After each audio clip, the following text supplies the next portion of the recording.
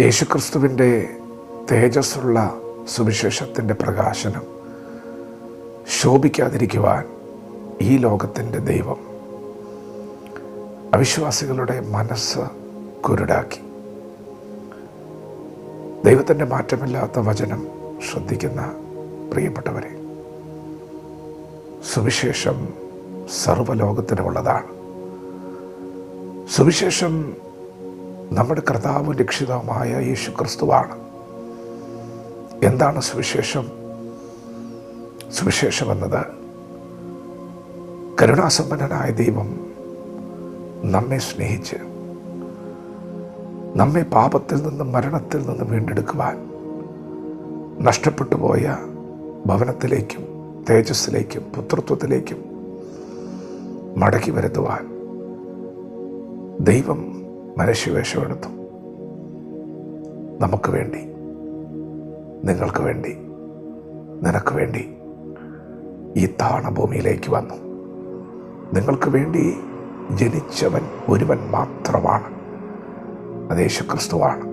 നിങ്ങൾ ജനിക്കുന്നതിന് മുൻപ് 2000 വർഷങ്ങൾക്ക് മുൻപ് നിങ്ങൾക്ക് വേണ്ടി ജനിച്ചു.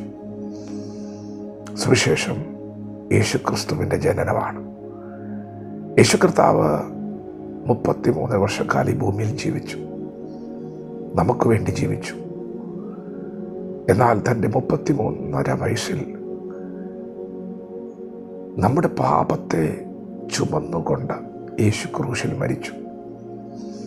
പ്രിയപ്പെട്ടവരെ, അത് നമുക്ക് ലഭിക്കേണ്ട ശിക്ഷാവിധിയായിരുന്നു.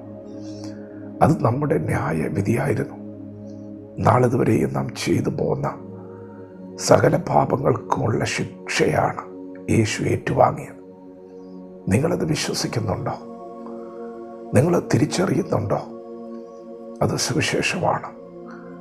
സുവിശേഷത്തിൻ്റെ പ്രകാശനം ശോഭിച്ചാൽ ഇന്ന് പകൽ നിങ്ങളെ കീഴ്പ്പെടുത്തുവാൻ ഈ ലോകത്തിൻ്റെ ഒരു ശക്തികൾക്കും സാധ്യമല്ല. അടിമത്വങ്ങൾ അവസാനിക്കുകയാണ്, ബന്ധനങ്ങൾ അഴിയുകയാണ്, മുഖങ്ങൾ തകരുകയാണ്, രോഗബന്ധനങ്ങൾ അഴിയും, മരണഭീതികൾ വിട്ടുമാറും, മരണബന്ധനങ്ങൾ അഴിഞ്ഞു മാറും. പ്രിയപ്പെട്ടവരെ, സുവിശേഷത്തിന് വലിയ ശക്തിയുണ്ട്. അത് സുവിശേഷത്തിൽ വിശ്വസിക്കുന്നവരെ, യേശുക്രിസ്തു വിശ്വസിക്കുന്നവരെ രക്ഷിക്കുന്ന ദൈവശക്തിയാണ്. അത് ശോഭിക്കരുതെന്നാണ് പിശാചിൻ്റെ ആഗ്രഹം. അത് നിങ്ങൾ അറിയരുതെന്നുള്ളതാണ് പിശാചിൻ്റെ ആഗ്രഹം. അതിന് പിശാച് ചെയ്യുന്നത് നിങ്ങളുടെ മനസ്സിനെ കുരുടാക്കുക എന്നുള്ളതാണ്. സുവിശേഷം നമ്മുടെ ആത്മാവിനുള്ളതാണ്. സുവിശേഷം പ്രകാശിക്കുന്നത് ആത്മാവിലാണ്. എന്നാൽ പ്രിയപ്പെട്ടവരെ, പിശാച് തകർക്കുന്നത് മനസ്സിനെയാണ്.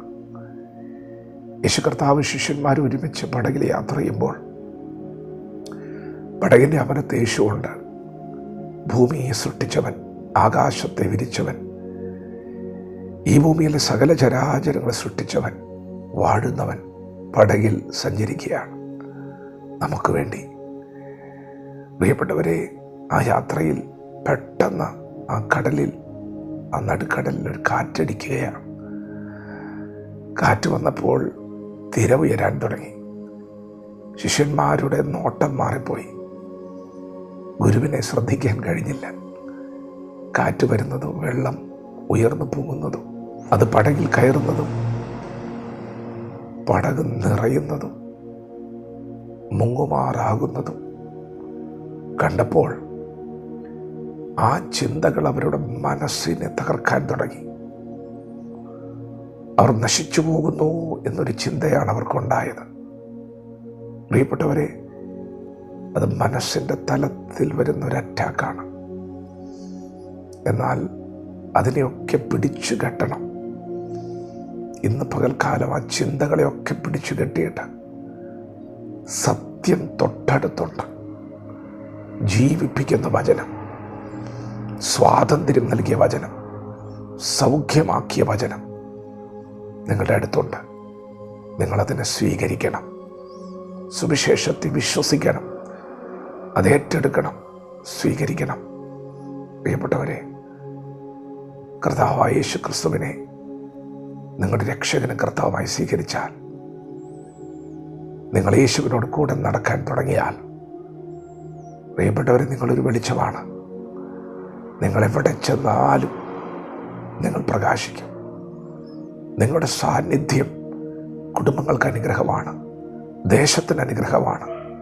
നിങ്ങൾ ഭൂമിക്ക് തന്നെ ഒരു വെളിച്ചമാണ്. സുവിശേഷത്തിൻ്റെ പ്രകാശനം ശോഭിക്കും.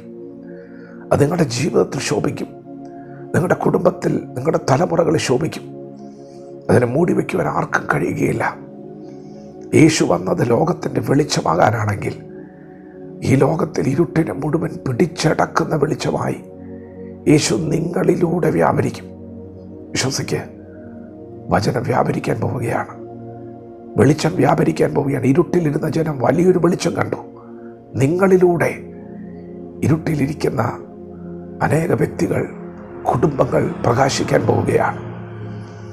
വിശ്വാസത്തോടെ വചനം ഏറ്റെടുക്കാം. ദൈവം നമ്മെ ഓരോരുത്തരും ഈ പകൽ അനുഗ്രഹിക്കുമാറാകട്ടെ. ആമേൻ.